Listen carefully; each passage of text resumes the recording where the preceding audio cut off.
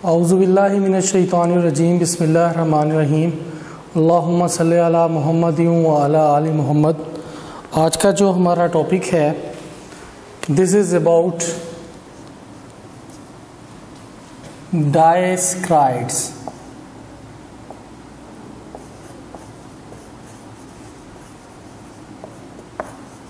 And the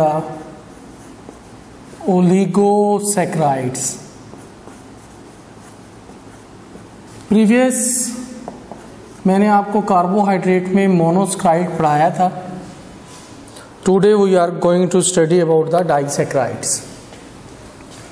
student, disaccharides अगर हम बात करें तो उसकी जो गिवन एग्जांपल हैं, this is the maltose, here also that is the sucrose, here also this is the lactose. In case of the maltose, glucose plus glucose आपस में मिलते हैं और उनके दरमियान 1,4 ग्लाइकोसिडिक लिंकेज बनता है। आपके एग्ज़ाम्स के लिहाज से ये पॉइंट इम्पोर्टेंट है कि माल्टोज में ग्लूकोज और ग्लूकोज के दरमियान 1,4 ग्लाइकोसिडिक लिंकेज होता है। Sucrose that is actually the glucose plus fructose और इनके दरमियान जो लिंकेज है वो 1,2 ग्लाइकोसिडिक लिंकेज होता है। और तीसरे नंबर पे जो हम डाइसैकराइड के एग्जांपल दे रहे हैं दैट इज लैक्टोज, जिसमें ग्लूकोज एंड ग्लैक्टोज शामिल हैं और इनके दरमियान 1,4 ग्लाइकोसिडिक लिंकेज बनता है।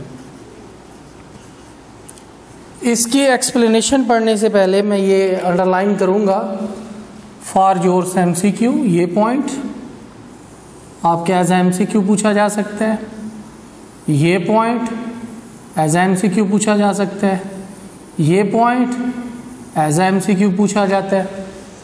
यहाँ पे glucose plus galactose make the lactose, glucose plus fructose make the sucrose, glucose plus glucose make the maltose. These are all the disaccharide. इनका जो जनरल फार्मूला होता है, अगर मैं डायरेक्ट लिखूं तो आप देख सकते हैं कि यहाँ पे C6H12O6 आपस में मिल रहे हैं। तो here I will write that this is the C12H22O11। यानी मैंने जनरल फार्मूला क्या लिखा डाइसैकराइड का, मैं डाइसैकराइड के जनरल फार्मूले में बात कर रहा हूं कि CnH2ON-1। यानी क्या हो रहा है, एलिमिनेशन हो रही है किसकी बेटा, एक वाटर के मॉलिक्यूल की, जिसकी वजह से फार्मूला क्या बन जाता है C12H24 के बजाय 22 और O12 के बजाय O11। This is the formula for only the disaccharide, that is not for oligosaccharide. Further हम लोग इसी को एक्सप्लेन करने जा रहे हैं आगे। अब देखिएगा, इन केस ऑफ दिस हमने माल्टोज के बारे में पढ़ा। माल्टोज को माल्ट शुगर भी कहते हैं। मैं यहाँ पे राइट कर रहा हूँ maltose, that's also the malt sugar. Same like that जो सुक्रोज है, सुक्रोज को हम केन शुगर भी कहते हैं। ये कॉमन नेम है, बाज़-औक़ात पूछ लिए जाते हैं। और here in case of the lactose, lactose क्या है, that is milk sugar.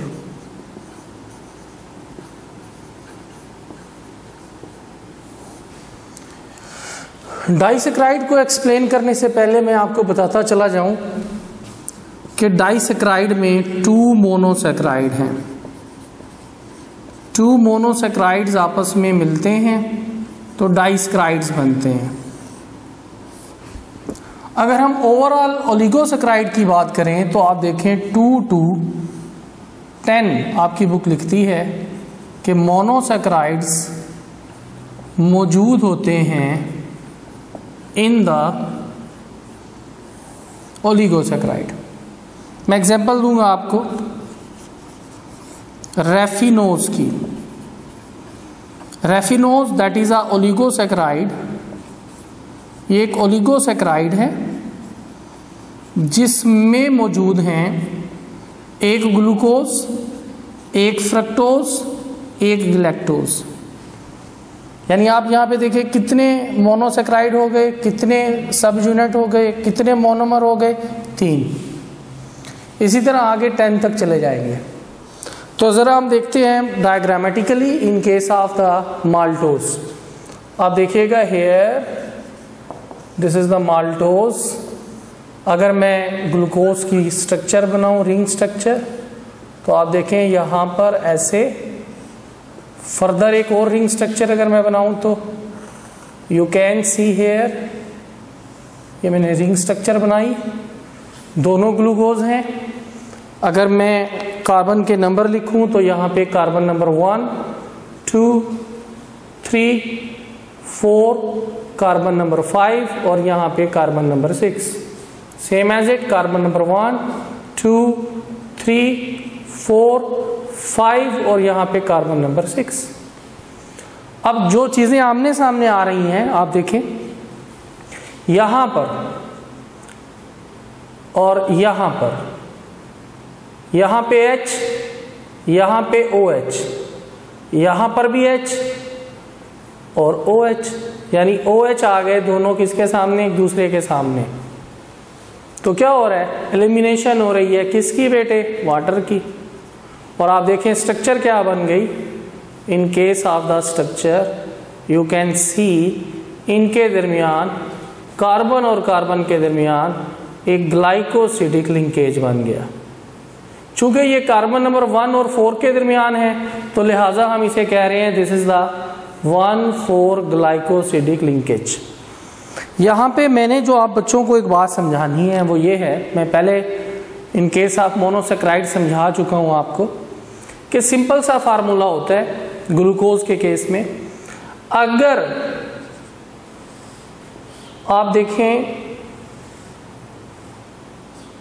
Carbon number 1 के साथ OH ऊपर है, H नीचे है, तो इसे हम लोग कह रहे होते हैं बीटा ग्लूकोज।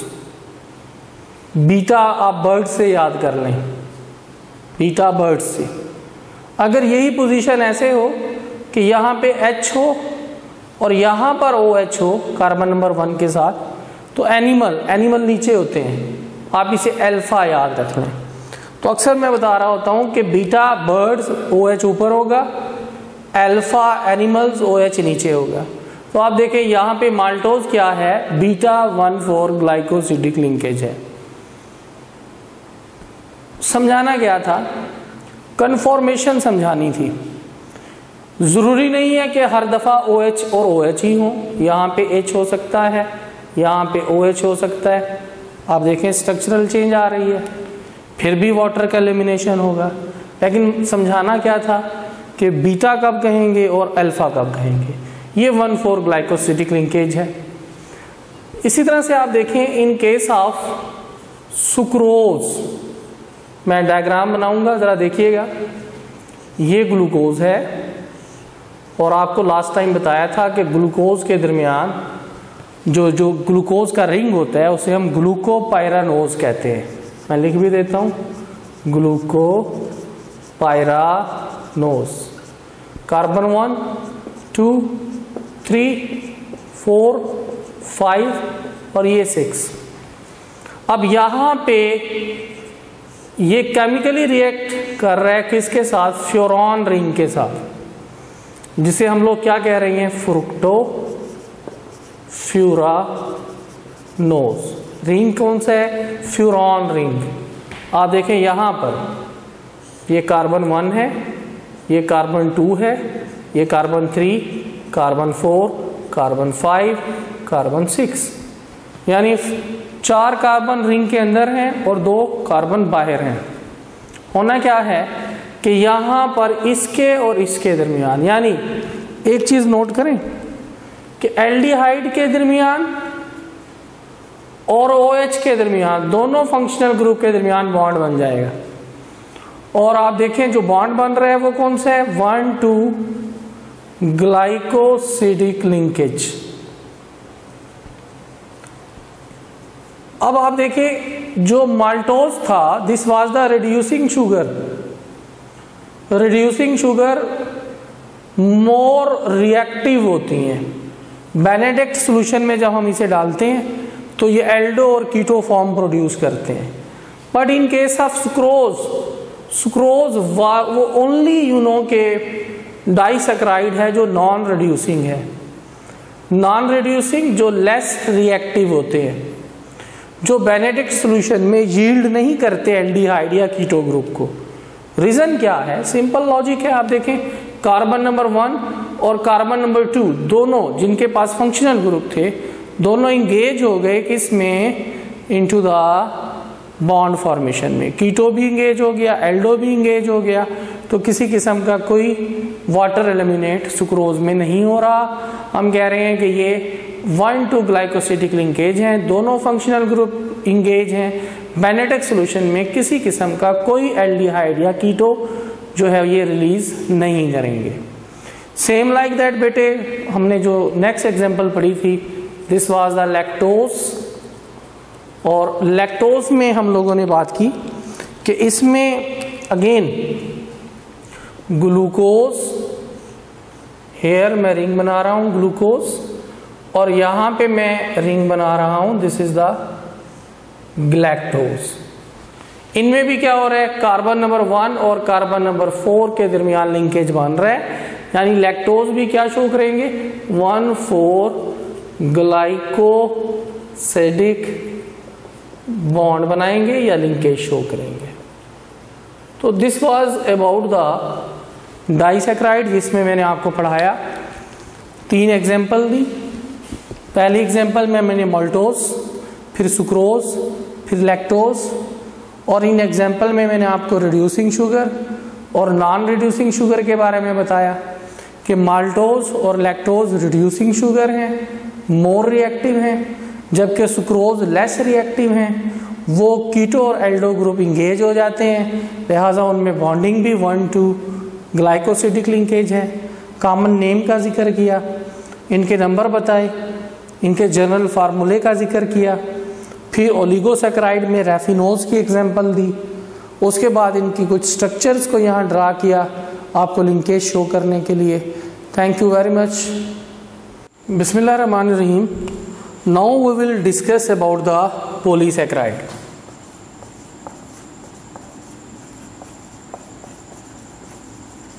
स्टूडेंट आप देखें, इन केस ऑफ पॉलीसैकराइड मैंने स्टार्ट में आपको बताया था कि इनका जो जर्नल फार्मूला है वो सेम है जो कि कार्बोहाइड्रेट का था, CxH2OY, जिसमें X and Y same number भी हो सकते हैं और वेरी भी कर सकते हैं।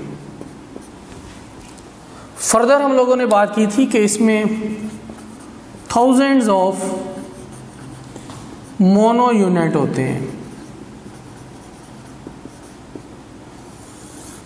पॉलीसैकराइड को हम 2 बेस पर क्लासिफाई करते हैं। Number 1 on the basis of mono unit. याद रहे यहां पे मोनो यूनिट से मुराद मैं सेम यूनिट की बात कर रहा हूं।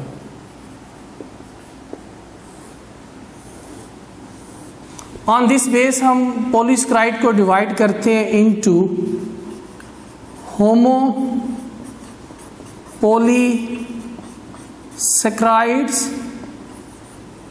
And into hetero polysaccharides. Example दूंगा। होमोपोलीसेकेराइड में सबसे पहले बात करूंगा, स्टार्च आ जाता है। आप देखें स्टार्च तमाम का तमाम ग्लूकोज से मिलकर बनता है। ग्लाइकोजन आ जाता है, ग्लूकोज के ऊपर मुश्तमिल होता है। सेम लाइक दैट सेलुलोज आ जाता है, ग्लूकोज की चेन है। काइटिन आ जाता है, ग्लूकोज की चेन है। अब यहाँ पे बच्चे घबराहट का शिकार हो जाते हैं। बेटा ये एन एसिटाइल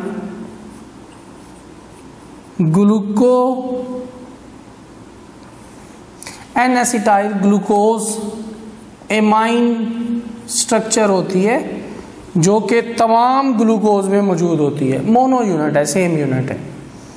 जबकि हेटेरोपोलीसेकेराइड में हम जिक्र करते हैं अगर का, जिसे आप एगर कहते हैं, पेक्टिन का,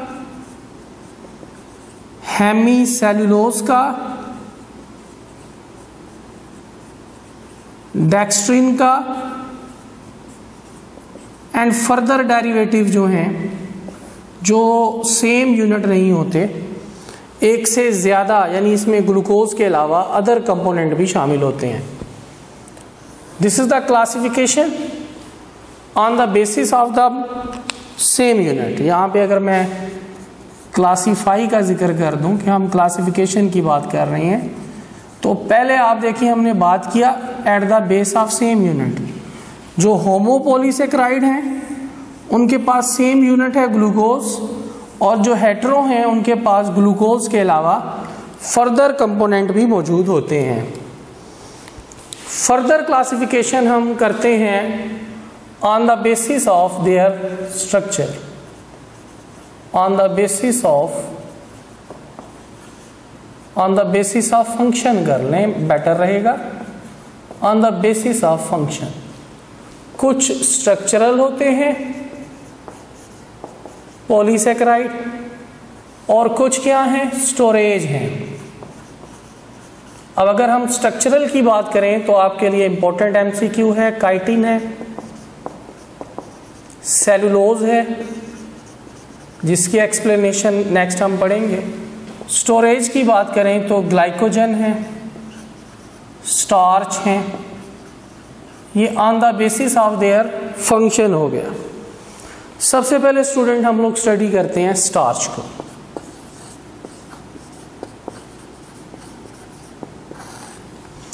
इन case of the starch, you know these are present in plants. Plants के ट्यूबर्स हैं एटसेट्रा, उनमें स्टार मौजूद होते हैं। अगर मैं स्ट्रक्चर की बात करूं तो आप देखें on the base of hilum, this is the hilum. यहाँ पर ये सारे का सारा स्टार्च है।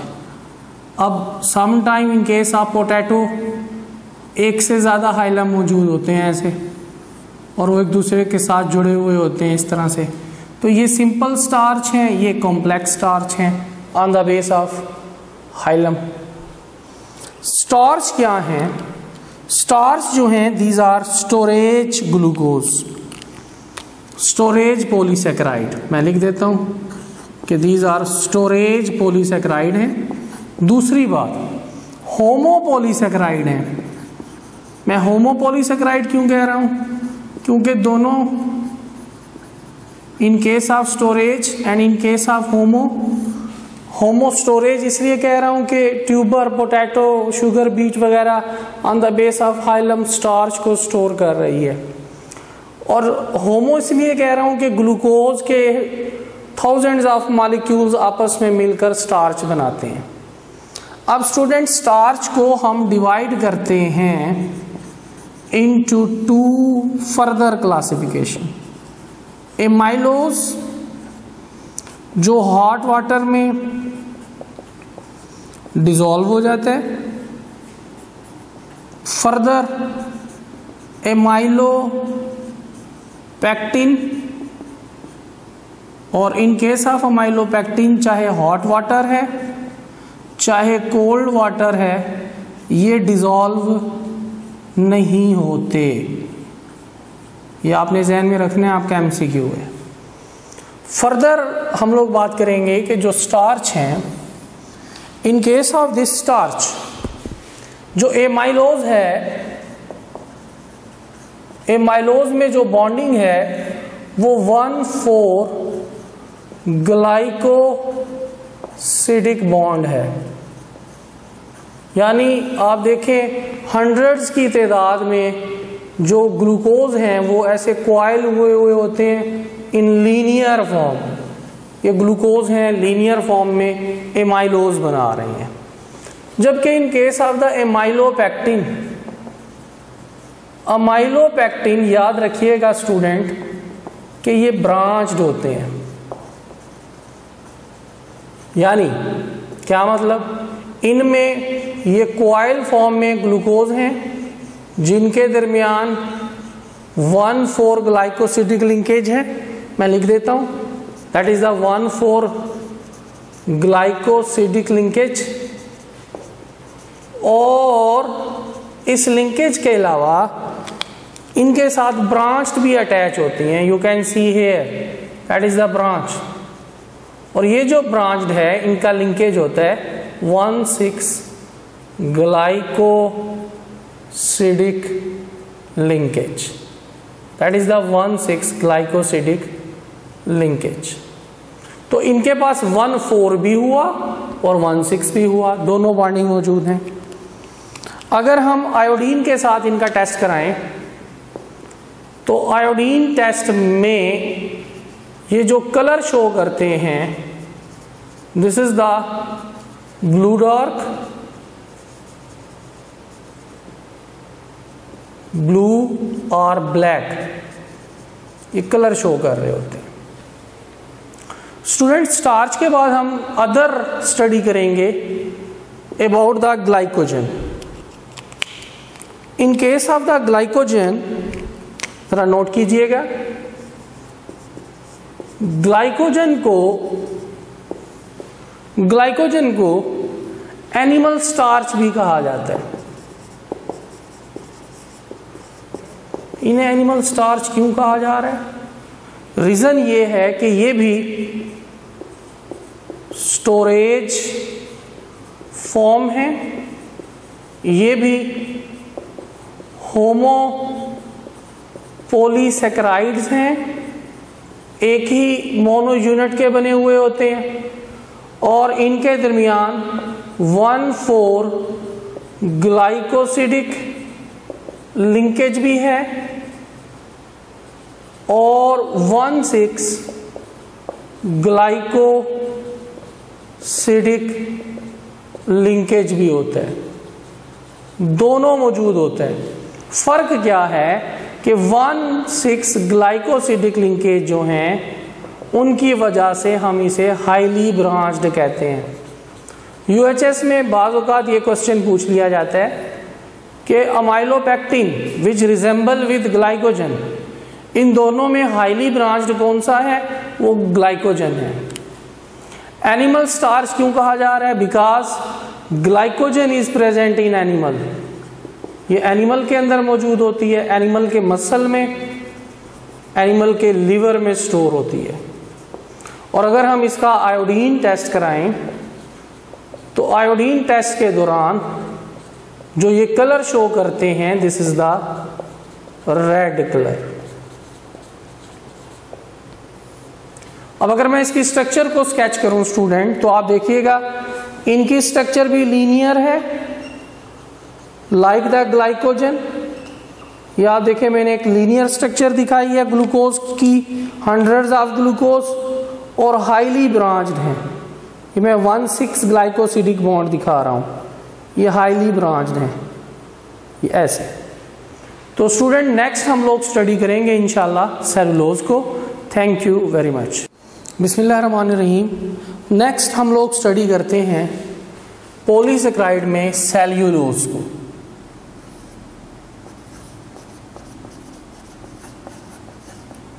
स्टूडेंट याद रहे कि सेल्यूलोज भी होमोपॉलीसैकेराइड्स हैं,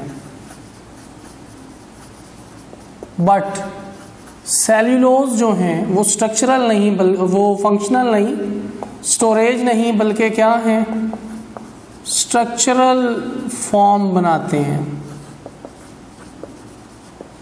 स्ट्रक्चरल फॉर्म बनाते हैं। मैं चाह रहा हूँ पहले आपको स्ट्रक्चरल फॉर्म समझा दूँ कि सेलुलोज कैसे स्ट्रक्चर बनाते हैं। सबसे पहली बात कि cellulose involve in cell wall formation. In case of cell wall in plants में सेल वॉल बना रहे होते हैं। इसके अलावा आप देखें पेपर्स हैं, फाइबर्स हैं, ये भी सेलुलोज बना रहे होते हैं। इसी तरीके से आप देखें cellulose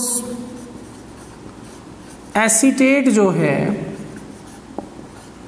that actually make shutter glass. ये जो कार वगैरह के विंड स्क्रीन होते हैं, आप देखें उस पर कोई स्टोन वगैरह लग जाए तो वो एकदम से टूटते नहीं हैं, लेयर्स में टूटते हैं। एक्चुअली वो किसके बने हुए होते हैं? वो भी सेल्यूलोज के बने हुए होते हैं। इसी तरह स्टूडेंट आप देखें अगर सेल्यूलोज को हम किसी भी बेस के साथ केमिकली रिएक्ट कराएं तो ये एक प्रोडक्ट बनाती है जिसे बोलते हैं राइन।